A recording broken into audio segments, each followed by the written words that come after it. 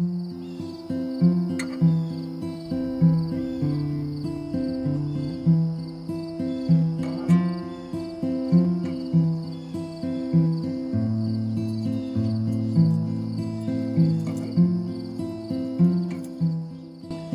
lycéen classique. J'ai passé mon bac ES il y a quelques années. Après, j'ai fait des études en économie-gestion à la Sorbonne pour faire une licence. C'était bien, mais les chevaux, c'est mieux.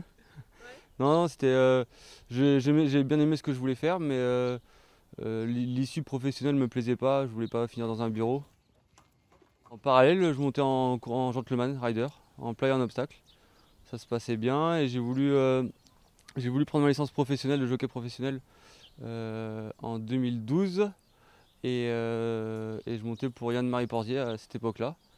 En 2013, j'ai eu un accident avec fracture des cervicales qui m'a valu une perte de licence de jockey et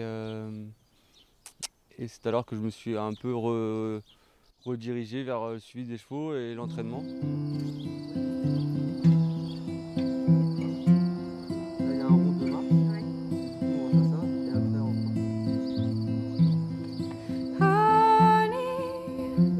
on ça, elle me l'a dit. Elle me l'a dit à moi en premier et à mon frère pareil. Pareil que c'est sûr que jockey d'obstacle c'est pas un métier de tourpeau. Malheureusement ma mère a vécu des mauvais moments, enfin nous aussi avec le décès de notre père qui était jockey d'obstacle. Mais voilà après je pense comme beaucoup de mamans le principal c'est que leur fils fasse ce qu'ils aiment. Et c'était notre cas et on n'a jamais eu d'appréhension concernant ça. On fait ça, moi quand je faisais ça et Damien quand il fait ça en ce moment, il le fait parce qu'il aime ça et faut pas avoir de rancœur ou d'amertume concernant le passé.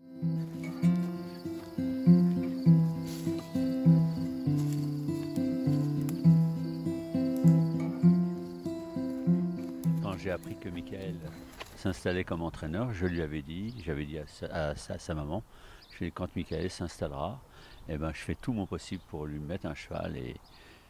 Et comme j'avais qu'un seul cheval qui était dans le ventre de la mère, de Chalimara, j'avais projeté de lui mettre ce cheval-là et ça s'est fait donc très très bien. Mais j'étais moi-même un peu étonné parce que je sais très bien que Michael est un entraîneur d'obstacles. Voilà. Mais j'ai dit, il n'y a pas de raison, il peut aussi très bien travailler les chevaux de plat.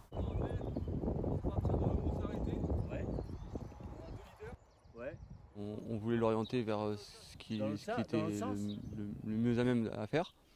Donc on l'a quand même un petit peu sauté à l'âge de 2 ans. Il n'était pas vraiment fait pour, mais c'est pas grave parce qu'il était plutôt fait pour faire de la vitesse. Alors le principal c'est qu'il soit bon quelque part. Et donc on l'a assez rapidement dirigé exclusivement vers le plat.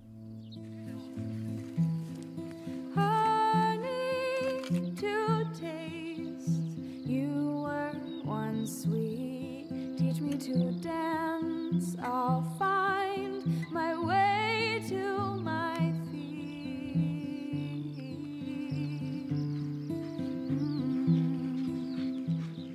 Mais le Jockey Club, il est venu par le cheval, c'est-à-dire qu'on a commencé le cheval dans une petite course, voilà, on n'en espérait pas. Et puis la deuxième course, il s'est amélioré.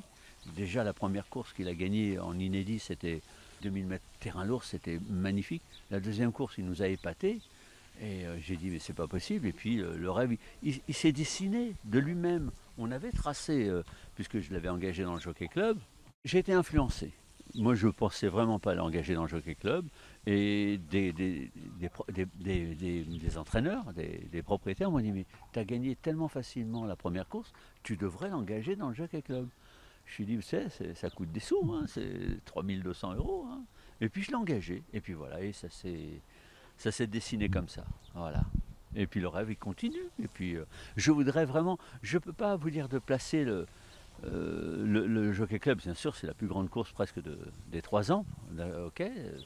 Mais dans les bonheurs, le bonheur, même quand on gagne à réclamer, on est très content. Même quand on gagne à réclamer, on est très content. Ah ouais, surtout t'avances pas les mains avec elle. Juste tu la laisses glisser mais bien tard. Et après Geoffrey, tu te mets à distance de ce peloton là.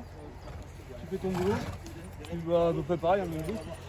Et du coup, il est où Léo, tu décales, comme on fait d'habitude, avec Geoffrey. Et vous faites votre bout ensemble.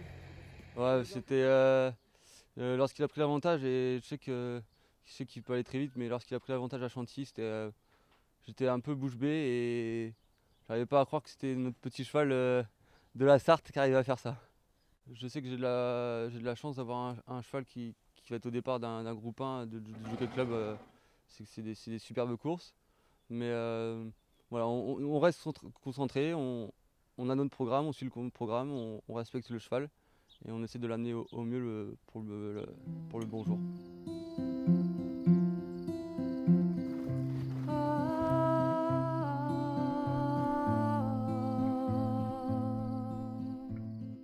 Mais surtout exceptionnel, c'est que j'ai jamais été pratiquement éleveur. Là, je suis co-éleveur et j'ai fait un arrangement avec l'éleveur. J'ai dit ouais, je garde la propriété du cheval et je te donne, en échange, tu gardes la mère. Voilà, ça se fait très souvent comme ça. Hein.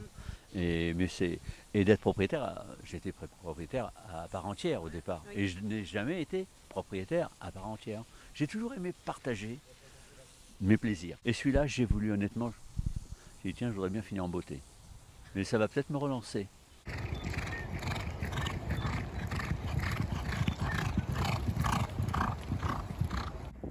Mais là, avec Michael, je vois son travail. Là, aujourd'hui, je suis venu le voir. Il fait 250 km pour aller voir mon cheval, doit travailler.